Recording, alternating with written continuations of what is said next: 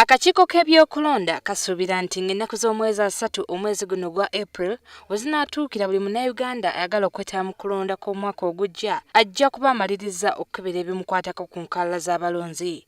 Kamera za WBS zaatuuseko mu bifo ebitali bimu awaateekebwa enkalala z'abalonzi era ne kizuulibwa nti bannayuganda abasinga enkola eno tebagijjumbidde. Also to urge the officials that have been deployed by the Electoral Commission to ensure that they do their work according to the set standards. That is, they should be in those places where the display exercise is taking place in time. They must have the materials ready and must make sure that they leave at the appointed hour.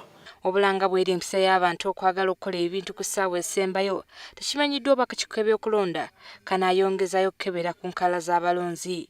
Kino ekijjidde ng'ebula ennaku 3 zokka okukomekkereza omulimu guno.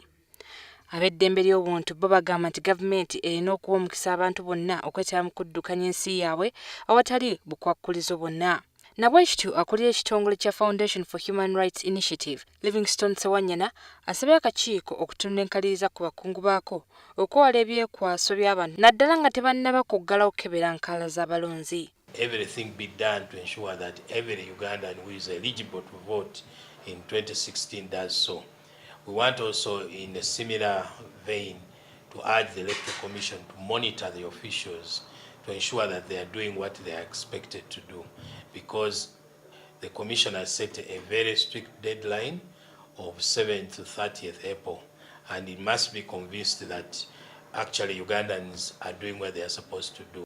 Okusinziira akakiiko k'ebyokulonda mu mwaka wa 1996 abantu abetaba mu kulonda bali ebitundu 72 ku buli 100.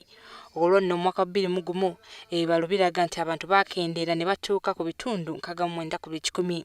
Ebibalo byayongera okulaga nti abantu bagenza bakendeera era nga mu mwaka wa 2011 abetaba mu kulonda kwa bonna bali ebitundu 57 ku buli 100 zokka, ng'abantu bonna abalowooza nti balina okulonda wano wadde balina okukakasiza obwetaavu bwabwe. Ekibuuzo kiri nti ennaku zino 23 zibadde zimala ye ate singa akakiiko kongerayo ennaku endala abantu banaagenda okwetaba mu kulonda kwa bonna.